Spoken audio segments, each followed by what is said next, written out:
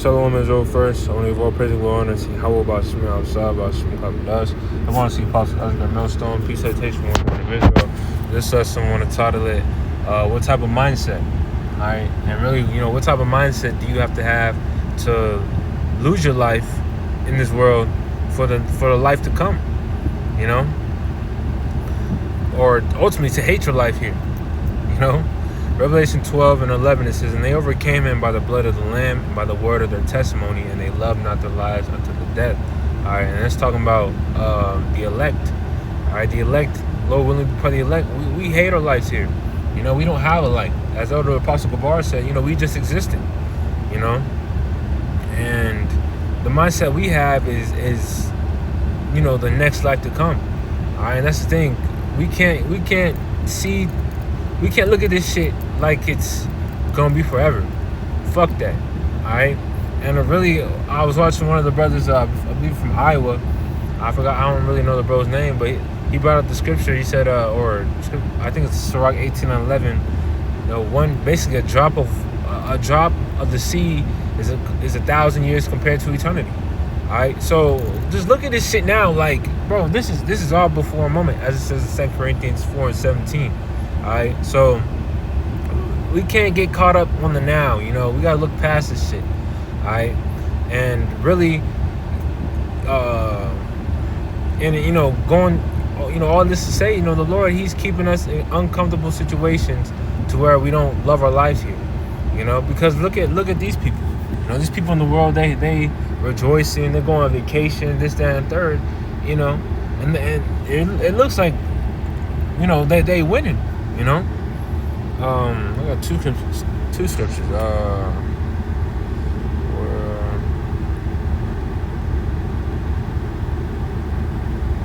There you go. John 16:20, it says, verily, verily, I say unto you, that ye shall weep and lament, but the world shall rejoice, and ye shall be sorrowful, but your sorrow shall be turned into joy. Alright, and that's how it is now. We sorrowing, we lamenting, in the sense of not, moping and shit, because it's not the spirit we should have, The Lord, he's on his way. Alright, so we're we looking at the signs of the time, and we near the end, and that's really rejoicing. That's keeping us, that's keeping our hope alive, because hey, we at the end of this shit. Alright, the suffering is almost over, but we still got to go through it. Alright, and it's gonna get worse, but the Lord, he gonna protect us. Trust and believe that. It says, let me keep reading, or let me read it. It says, but the world shall rejoice, and you shall be sorrowful, but your sorrow shall be turned into joy. Alright, so joy is coming. Alright, but right now, we gotta continue on that straight gate. Alright, so as it says in Acts 14:22. Acts 14:22, it says, confirming the souls of the disciples and exhorting them to continue in the faith, that we must through much tribulation enter into the kingdom of the Most High. So much tribulation. And let's look at that word tribulation. Tribulation, state or condition of great affliction, oppression, suffering, or distress, physical, emotional, or spiritual. Alright? Distress. So as it says right here,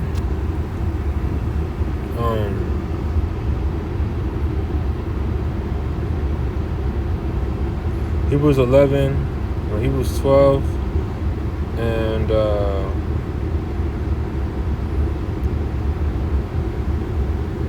7, it says, if ye endure chastening, the Most High dealeth with you as with sons, but what son is he whom the Father chasteneth not? But if ye be without chastisement, so if your life is going smooth, nothing's happening to you, you ain't catching hell, that's an issue, and that's pretty scary, because when it's all said and done, when this shit crashes and the MOTB, the hour of temptation comes, what type of mindset you gonna have? You're not gonna be in a mindset of losing this shit, because you wasn't going through it, So that's why, we should take on the perspective of, as the scripture says, blessed are ye, when you catch hell, basically, because it's all gonna play out, as it says right here,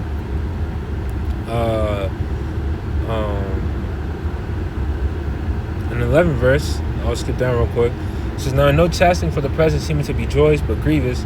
Nevertheless, afterward it yieldeth the peaceful fruit of righteousness unto them which are exercised thereby. So, of course, in the moment it sucks, but give it some time. You're gonna thank the Lord that you went through it, because when it's all said and done, when these people are, when they ain't catching hell, or when these people start catching hell, and you've been catching hell, it's gonna be like, oh, okay, like you come prepared. The Lord is preparing us. All right. But let me go back up. It says, for whom the Lord loveth, he chasteneth and scourgeth every son whom he receiveth. If ye endure chastening, the Most High dealeth with you as with sons. For what son is he whom the Father chasteneth not? But if ye be without chastisement, whereof all are partakers, then are ye bastards and not sons. So if the Lord care about you, and the Lord is dealing with you, you're going to catch hell. Simple as that. All right. But, right here, Revelation 3:10, it says, because thou hast kept the word of my patience. Let's look at that word patience.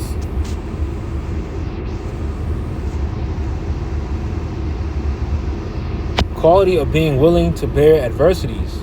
Read the Sirach 2nd chapter. Calm endurance of misfortune, suffering, and that's really what you be when you, as Elder Apostle Gabar said, we coming to this truth to suffer, and that's that, because as bros are saying, when you cross the line, be prepared to go through some shit you ain't never thought you were gonna go through, Now, in the world, things may have went smooth for you to a certain degree, because obviously we're still under the curses. But now it just seems like, goddamn, it's like you can always expect some shit, all right? But you can't look at it to in a way of, oh wow, in an offending way. You look at it for what it is. It's like, okay, I understand what it is, all right, and you keep pushing. But it says, because thou hast kept the word of my patience, I also will keep thee from the hour of temptation. So the Lord is gonna keep us from the hour of temptation. Lord willing, we endure and stand firm. It says, which shall come upon all the world to try them that dwell upon the earth. All right, and the whole world is gonna be tried in that time. It's gonna be a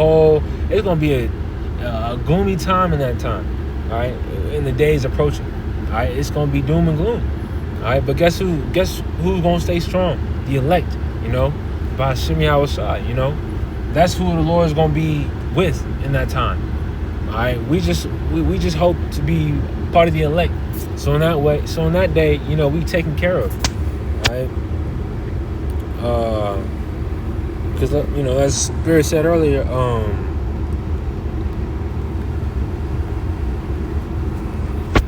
Luke 17:32 says, remember Lot's wife. What did Lot's wife do? She looked back. She looked back at all this shit. We're not in the mindset of looking back. We in the mindset of looking forward. And if we got to lose our lives, may how about me outside put the spirit on us to do so.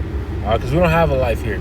We seek new heaven and new earth wherein dwells the righteousness. We're gonna get a new body anyways. All right, this body got all types of fucking ailments. This shit is fucking decayed, bro. And this shit wicked too. Read Romans 7. Oh wretched man that I am. This fucking flesh. We trying to get the fuck out of here. It says, whosoever shall seek to save his life shall lose it. And that's what these people in the world are going to do. They're going to seek to save their life. All right? And how are they going to do that? When they're going to take that chip when it's all said and done. It says, and whosoever shall lose his life shall preserve it. All right? And we might have to lose our lives by not bowing down to this damn devil. But guess what? We're going to preserve it. We're going to save it. All right? Because the Lord, he going to ultimately redeem us. All right? Let's get that. I'll end it off on here. First Maccabees. Second Maccabees, I believe. Second Maccabees 7.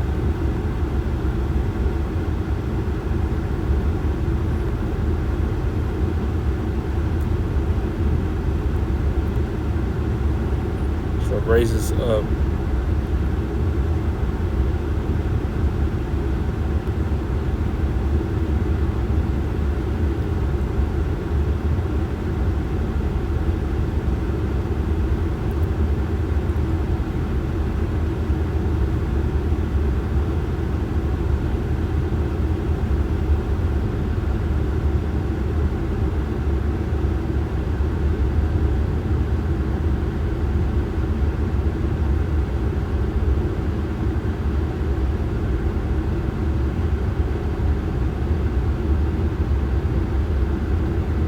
whole chapter's fire, but I'm trying to get that specific verse.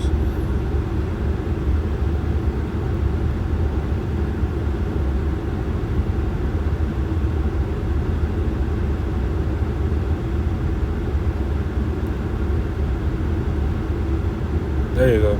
2 Maccabees 7 and 8. It says, but he answered in his own language. It says, no, wherefore he also received the next torment of order as the former did, and the next brother did. It says, and when he was at the last gasp, he said, thou like a fury, take us out of this present life, but the king of the world shall raise us up. Who's the king of the world? Yahweh, via his son Yahweh Shai. Because all order is given unto Yahweh Shai. It says, who have died for his laws unto everlasting life. So guess what? We're going to be raised back up if the Lord, if that's our lot. All right? Read 1 Corinthians 15 chapter. Then they that are asleep shall be, raised up first.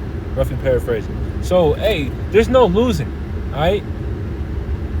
You may seek to save your life, but guess what? This life here, this kingdom in Babylon, this shit is already written to end. Alright, so we gotta have a mind of departing from this place. That Micah 2 and 10, arise ye and depart, for this is not your rest. Alright, so man, fuck this place, bro. We don't got shit here, and hey, we look for new heavens and new earth wherein dwells righteousness. We seek for a continuing city to come. Alright, they can have this shit, bro. So hopefully, this is edifying and well said. I want to give all praise and glory and honor to Yahweh by Shemai Shai, by Shemai